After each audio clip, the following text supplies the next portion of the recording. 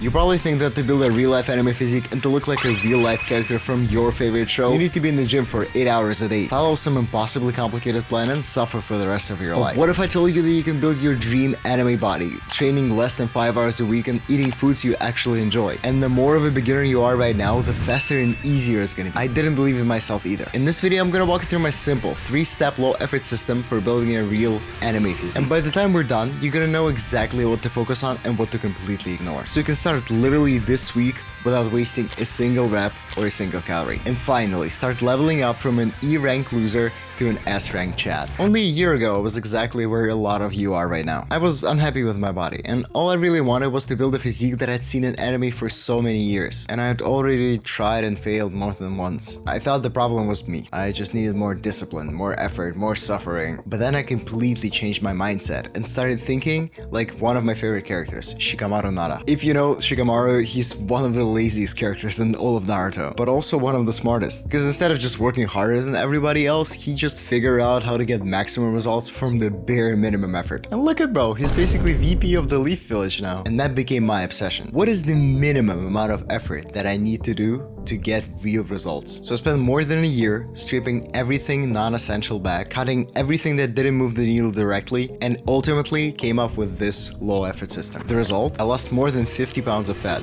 and built a substantial amount of muscle all in a span of a year, training less than 5 hours a week and not cutting a single food group. That system is what I'm sharing with you today. Alright, so step 1 of the system is training, and probably the reason you clicked on this video in the first place. So let's start here. Now, if you want to build an anime body, the vehicle is the gym. Weight training specifically. Not home workouts with resistance bands, not calisthenics, the gym. And I'm not saying this to gatekeep. I'm saying this because weight training is objectively the most time efficient way to get to our goals, which is building muscle. You can isolate exactly what muscles you need to grow, you can focus on compound movements, and you can track your progress in a clean, objective way. And you don't need some insane chair and broom setup or advanced balance to get started. When Toji Fushiguro walks into a room, you don't think, he must be doing a lot of push-ups. The gym builds us look faster and far more predictable than anything else. Now the question is, what exactly should you be training? And honestly, the iconic anime look comes down to just one thing. It's the V-taper, the triangle, the Dorito. Can be basically summarized as broad shoulders and a narrow waist. That's the silhouette. It's the shape that animators draw before they ever draw the face. The most recognizable piece of most good-looking characters. Look at Toji, Sun Jin-woo, Baki. That V is the first thing that catches your eye.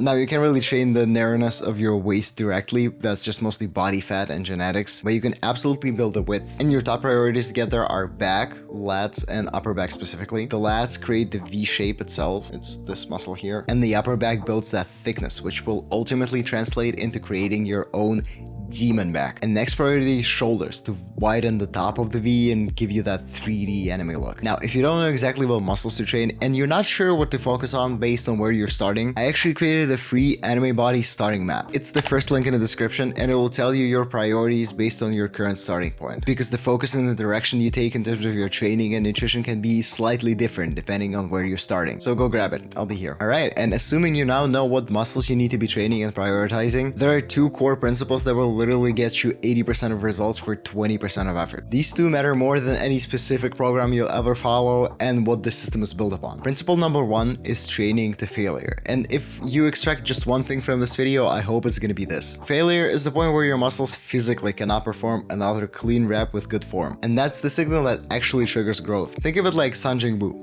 Every time he pushed to his limits, he came back stronger and stronger. He leveled up. And it's not just a coincidence. That's literally the real life level up mechanic. As a beginner, your job is simple. Just keep going until you genuinely cannot do another clean rep. Not until it just burns a little, not until it gets uncomfortable, until you cannot do it anymore. This is the point where 80 or 90% of the muscle growth actually occurs. Just a handful of hard sets that you took to absolute failure is always going to be twice as many sets that you took to mild discomfort. Alright, and principle 2 is that you need to train every muscle group at least twice a week. Twice a week is sort of the minimum threshold for muscle growth. Only training each muscle once a week and you're leaving a lot of gains on the table. And by the way, when I say every muscle, I mean every muscle. Yes, we do have our priority muscles like back and shoulders, but don't even think of skipping legs or other less important muscles. Balance is important. You don't want to put all your points into just one skill. But here's the good news. 2 times per week is actually so easy to achieve. It means you can go to the gym 2 times or 3 times a week, which is a bit better, and hit every single muscle group effectively. And with the rest of your free time, I don't know, go rewatch your favorite title for the 10th time. Looking at you. And this is the training symbol. What? And this is the training system. Simple and efficient, right? Alright, now on to step 2. Step 2 is nutrition. This is actually where most beginners either give up or overcomplicate things. So let me make this as simple as possible. The first thing is protein to build and hold on to muscle. And the second thing is calories to actually tell your body to build or cut. Think of protein kind of like the raw materials that your body uses to build muscle, the building blocks. Without enough of it, your training is basically pointless and you're not going to see a lot of growth because your body needs that material to actually grow. So for you, it means you need to eat a high protein diet regardless of your goals. A lot of protein, no exceptions. Calories, however, are different. Calories are basically the signal you send to your body about what direction you want to go in. There's basically 2 starting points that you can have. If you're skinny or basically already lean, you don't have any excess body fat on you, you want a slight calorie surplus. Emphasis on the slight, by the way. That just basically means eating more calories than you burn. And your body uses that extra energy to build more muscle, to build muscle more effectively. If you are carrying extra body fat, if you're a little fatty like I was, then you need a calorie deficit, consuming less calories than you burn throughout the day. And your body taps into your fat storage for energy, and if you keep your protein high, you are gonna retain and even build muscle. 2 different routes, but protein stays the same on both of them. Now, if you want exact numbers, how much protein you need to be eating, how many calories, what's your maintenance calories, that's what the free starter map is actually for. It breaks it down based on your starting point, so first link in the description. Alright, now on to step 3, which is tracking. And honestly, in my opinion, probably the most crucial step out of all of them. And without it, everything just falls apart. And this is actually the step that most beginners completely skip, which I hope you're gonna be different, right? And this is exactly why most beginners spend months eating and trying different things without seeing any meaningful results. Here's what I mean by tracking. You need to be checking both your inputs and your outputs. Training, so how many sets, how many reps, and everything else. And nutrition is your inputs. So essentially just write down what weight, what reps you did in the gym for each set of each exercise. And also you need to be checking all of the food that you eat. All of it, how many calories you're actually consuming. And that's the data that you just must have in order to apply step 2, by the way. Like, you literally can't really do step 2 without learning to track your food, without learning your calories. And don't worry, it's a lot easier than it seems. You get used to it very quickly, and I actually have a full guide to tracking calories on my channel. You can also check it out if you want. And after your inputs comes the feedback loop that actually tells if your inputs are working. And without it, you're not really running a system, you're just kind of guessing. And you cannot fix what you cannot see, or something.